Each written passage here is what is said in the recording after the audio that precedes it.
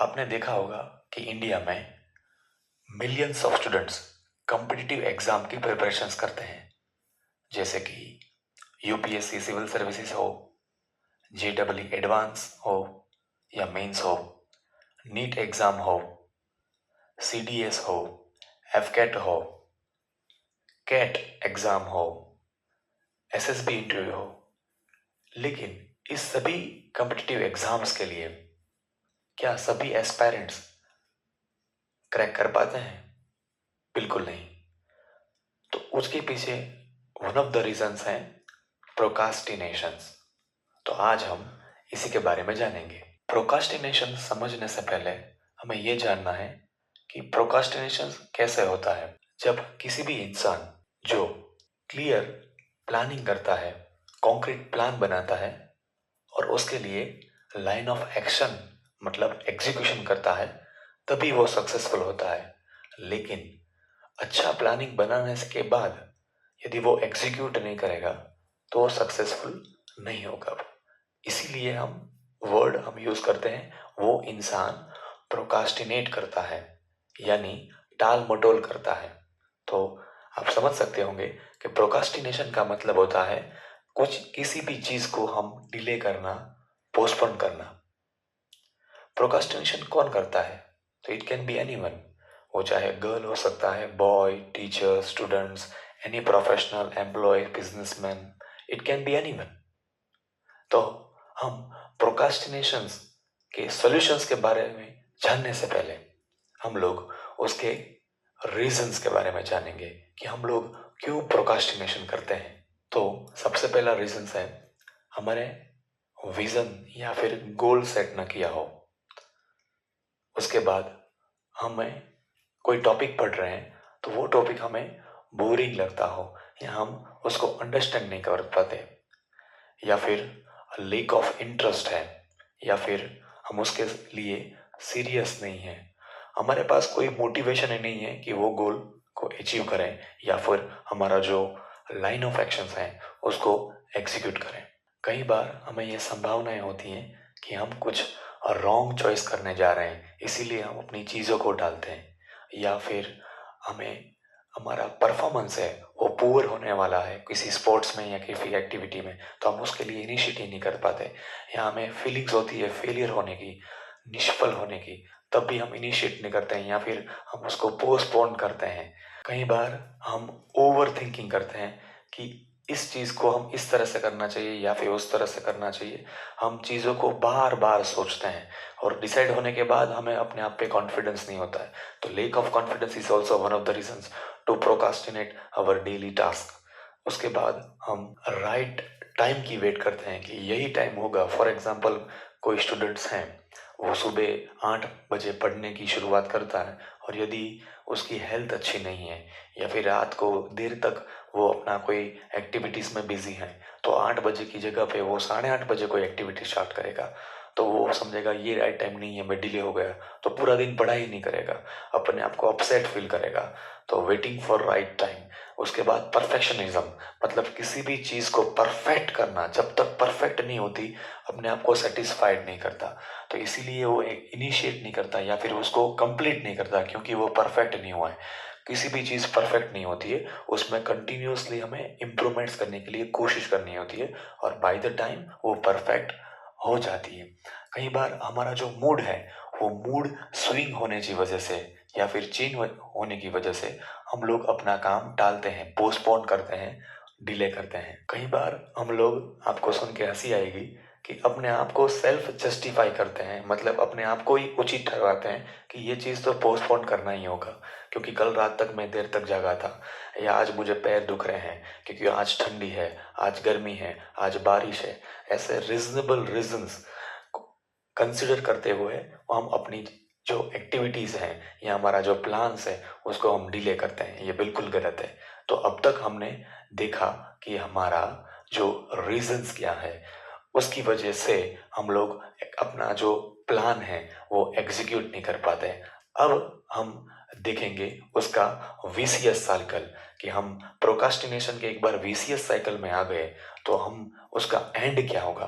तो सबसे पहले प्रोकास्टिनेट करने के बाद हमें क्या करते हैं कि टाइम मैनेजमेंट में खास हमारी डेडलाइंस होती है, वो डेडलाइंस के हिसाब से हमारा टास्क फिनिश होता है, वो हम नहीं करते हैं, इसीलिए हमारा जो टाइम मैनेजमेंट है वो पुअर हो जाता है। उसके बाद हम क्या करते हैं, करे यार ये हमने डेडलाइन क्रॉस कर दी, डेडलाइन से पहले मुझे ख़त्म करना था तो हम नहीं कर पाया हूँ। तो सेंस ऑफ फेलियर्स या फीलिंग्स ऑफ फेलियर्स, या हम रियलाइज करने, अपने आप को रियलाइज करते हैं कि हम फेल हो गए, मैं निष्फल हो गया, और उसके बाद रिग्रेट होता है, पछतावा होता है कि यार बिल्कुल गलत है। और रिग्रेट होने के बाद ऐसी बार बार लाइफ में इंसिडेंट बनने के बाद हम गिव अप कर देते हैं। हम अपने आप को गिव अप करना मतलब हार स्वीकार लेते हैं। अब हम कॉन्सिक्वेंसेस मतलब प्रोकास्टिनेशन करने के बाद उसकी असर क्या होती है, उसकी असर हमारी साइकोलॉजिकल लेवल पे क्या होती है।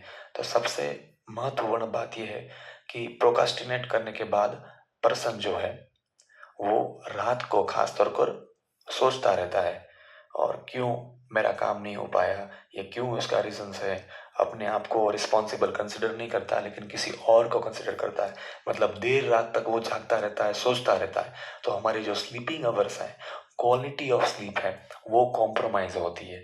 कई बार हम लोग अ, अपने आप को रिस्पॉन्सिबल नहीं करने की वजह से दूसरों को रिस्पॉन्सिबल करते हैं, तो इसीलिए हमारा ह्यूमन रिलेशनशिप भी कॉम्प्रोमाइज होती है। कई बार प्रोकास्टिनेट होने की वजह से हम अपने आप को प्रेशर देते हैं, खास करके हम बोलूँगा मैं मेंटल प्रेशर्स। तो ये बहुत गलत चीज़ है, उसको एक्सेप्ट करना चाहिए और उसके सॉल्यूशंस पर वर्क करना चाहिए। और प्रेशर्स क्रिएट होने के बाद हम अपने आप को अटैक करते हैं कि तू वीक है, तू कैपेबल नहीं है, अपना अपने आप को तोड़ते हैं, अपने आप को डीमोटिवेट करते हैं। तो ये सब कॉन्सिक्वेंसेस होते हैं। और कई बार मैंने ऐसा भी देखा है कि स्टूडेंट सिंसियर होता है, सीरियस होता है, मोटिवेटेड भी होता है, लेकिन कई बार हेल्थ रीजंस की वजह से वो अपना जो टास्क है वो ऑन टाइम नहीं कर पाता, इसीलिए वो टास्क एक्यूमुलेट हो जाता है। एक्यूमुलेट होना मतलब संगठित हो जाता है, और फिर उस टास्क का अपने आप में माइंड में बर्डन लेके घूमता है कि ये मैं कब करूँगा, कैसे करूँगा, कैसे मैं डिसिप्लिन रहूँगा। मेरे जो दोस्त हैं वो सब पंक्चुअल हैं, मैं पंक्चुअल नहीं हो सकता क्योंकि मेरी बार बार मैं बीमार होता हूँ। तो इस सब चीज़ों से बाहर आके हमें अपने सॉल्यूशंस पे वर्क करना है। तो यही हमने सब देखे थे कंसिक्वेंसेस, जो हमारे सक्सेसफुल होने के लिए बहुत ही नुकसानकारक है। अब हम देखेंगे उसके सॉल्यूशंस पर। तो सबसे आसान तरीका है जो स्टूडेंट्स प्रिपरेशंस करता है, वो अपने टॉपिक्स को सब टॉपिक्स में डिवाइड करें, अपने बुक्स को चैप्टर में डिवाइड करें या फिर सेक्शन में डिवाइड करें, थोड़ा थोड़ा पढ़ें। जैसे हम खाना खाते हैं तो पूरी की पूरी थाली एक टाइम में हम नहीं खा सकते, उसका थोड़ा थोड़ा पार्ट्स करके हम उसको फिनिश करते हैं। इसी तरह से हमें पढ़ाई करनी चाहिए। उसके बाद है कैरट एंड स्टिक अप्रोच। ये बहुत ही इंपॉर्टेंट है सक्सेसफुल होने के लिए। मतलब कैरट का मतलब होता है जब आप अच्छा काम करते हैं, अच्छा परफॉर्म करते हैं, तो अपने आप को अप्रिशिएट करो, अपने आप को शाबाशी दो। और यदि हम किसी वजह से हम परफॉर्म अच्छा नहीं करते हैं, हम डिले करते हैं, तो स्टिक दो, अपने आप को पनिश करो। जैसे कि एक टंक या एक मील्स का खाना स्किप करो। आप कुछ क्लोथ लेने हैं नहीं है तो उसको अवॉइड करो, मूवी देखने जाना है तो उसको अवॉइड करो, फैमिली गैदरिंग्स है तो उसको अवॉइड करो और स्टडी पे फोकस करो। तो इस तरह से हम अपने आप को स्टडी के लिए सिंसियर और सीरियस बना सकते हैं। कई बार स्टूडेंट्स अर्ली मॉर्निंग वेकअप मतलब अर्ली मॉर्निंग उठने के लिए वो कोशिश करता है लेकिन उठ नहीं पाता। अब अर्ली मॉर्निंग उठ नहीं पाता इसलिए वो प्रिपरेशन से नहीं करेगा। क्यों? क्योंकि उसको सुबह 5 बजे उठना था। अब 5 बजे नहीं उठ पाया इसलिए अपने आप को दोषी कंसिडर करेगा, अपने आप को रिस्पॉन्सिबल बनाएगा कि मैं उठ नहीं पाया हूँ, आज मैं पढ़ाई नहीं करूँगा तो पूरा दिन वेस्ट होगा। तो उसके लिए आप लोग क्या करें कि रात को सोने से पहले अपने आप को इनपुट्स दें। फॉर एग्जाम्पल 5 बजे उठना है तो 5 बार अपने आप को बताइए। तो एक बार ऐसा करेंगे तो शायद नहीं उठोगे, लेकिन दूसरी बार ऐसा करोगे तो हमारे सिस्टम में, ह्यूमन बॉडी के सिस्टम में बायोलॉजिकल क्लॉक्स होती है, वही क्लॉक्स आपको 5 बजे उठाएगी। मेरा पर्सनल एक्सपीरियंस है कि कई बार मैं 5 बजे के पहले मैं उठ जाता हूँ। तो ये जो चैलेंज है आप इस तरह से एड्रेस कर सकते हैं। आप जब भी पढ़ाई करते हो या किसी गोल को अचीव करना चाहते हो तो आपको डू और डाई एटीट्यूड आपको डेवलप करना होगा। इसका मतलब है कि हमारे पास 24 आवर्स है, तो उसके जितने टाइम्स हमारे पास है उसमें से उसका बेस्ट पॉसिबल मैनर में उसको यूटिलाइज करना है, जिसकी वजह से हम अपना परफॉर्मेंस भी इम्प्रूव कर पाएंगे और अपने आप को सेटिस्फाई भी करेंगे कि you are progressing in your way. अब जो भी स्टूडेंट्स या एस्पायरेंट कम्पिटिटिव एग्जाम की या कोई पर्सन है, कोई प्रोफेशनल है, अपने गोल अचीव करने के लिए वो वर्कआउट करता है या फिर एग्जीक्यूट करता है, हार्ड वर्क करता है, तो अपने आप को वो सबसे पहले क्लियर प्लान ऑफ एक्शंस बनाए। मतलब प्लानिंग करने के बाद वो इंसान को एग्जीक्यूट करना है। और यदि एग्जीक्यूट नहीं करता है तो अपने आप को अकाउंटेबल बनना है। अकाउंटेबल का मतलब होता है उत्तरदायी बनाना। अपने आप को अकाउंटेबल बनाएगा तो वो अपने डेली प्लान्स या मंथली प्लान्स को इजीली एग्जीक्यूट कर पाएगा। एक बात आप नोट कीजिएगा कि मंथली प्लान नहीं बनाना चाहिए, डेली बनाइए, वीकली बनाइए और उसको पीरियडिकली ऑब्जर्व करते रहिए, उसका ऑडिट करते रहिए, उसका इवेल्युएट करते रहिए कि कहाँ पे मेरी वीकनेसेस हो रही हैं। कुछ बड़ी चीज़ करने से बेहतर है कि थोड़ी थोड़ी चीज़ों में हम या फिर थोड़े थोड़े डेज में अपना जो प्लानिंग है, शेड्यूल है, उसको सेट करें और उसको एग्जीक्यूट करेंगे। कई बार जो स्टूडेंट्स सीरियस होते हैं, सिंसियर होते हैं, पंक्चुअल होते हैं, हार्ड वर्किंग स्टूडेंट्स होते हैं, तो वो स्टूडेंट्स कई बार कुछ चीज़ों की वजह से, कुछ मेंटल इश्यूज की वजह से या हेल्थ चैलेंज की वजह से अपना काम वो पोस्टपोन करना पड़ता है। कई बार जेन्युइन भी होता है, लेकिन वो काम डिले होने के बाद अपने आप को रिस्पॉन्सिबल कंसिडर करेगा और अपने आप को आ, वो पैनिक अटैक देगा कि ये क्यों हो गया, ऐसा होना ही नहीं चाहिए। हम लोग इंसान हैं, कई बार ऐसा होता भी है, उसको एक्सेप्ट करना है। और सबसे बड़ी चैलेंजिंग बात यह है या फिर शॉकिंग बात यह है कि जो कोई स्टूडेंट या कोई रिस्पॉन्सिबल पर्सन अपने पेंडिंग टास्क को यहाँ पे बर्डन लेके घूमता है तो उसकी इफेक्ट हमारी बॉडी पे भी होती है और हमारी मेंटल स्टेट पे भी होती है। तो उस बर्डन को बर्डन की तरह कंसिडर मत कीजिए। जब भी आपको वो पेंडिंग टास्क के लिए वक्त मिलता है, फॉर एग्जांपल सैटरडे इवनिंग या फिर संडे इवनिंग्स या संडे मॉर्निंग्स, तब उसको ध्यान में ले, तब तक उसको नोट कर देना है कि अभी उसके बारे में सोचना नहीं है।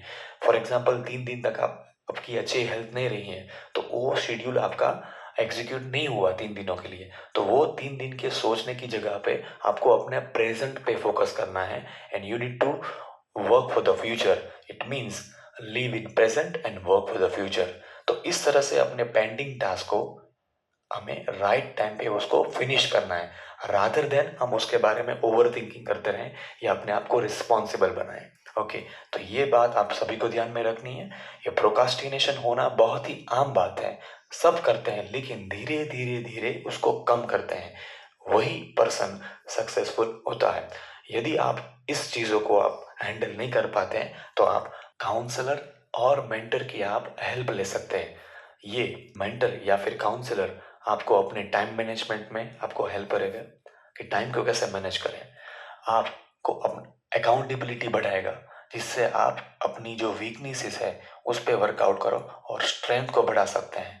और मोस्ट इम्पॉर्टेंट, आपके टारगेट्स और प्रायोरिटीज सेट करने में महत्वपूर्ण भूमिका है वो परफॉर्म कर सकते हैं। और लास्ट बट नॉट लीस्ट, वो आपको मोटिवेटेड रखेगा, क्योंकि सभी के लाइफ में डीमोटिवेशन आता है, तो कैसे सेल्फ मोटिवेट होना वो आपको सिखाएगा। तो that's all about this topic. तो आज हमने प्रोकास्टिनेशंस क्या है, उसके रीजंस क्या हैं, उसकी कॉन्सिक्वेंसेस क्या हैं और उसका सॉल्यूशंस क्या है, वो आज हमने स्टडी किया। I hope you enjoy the sessions. वंदे मातरम, जय हिंद।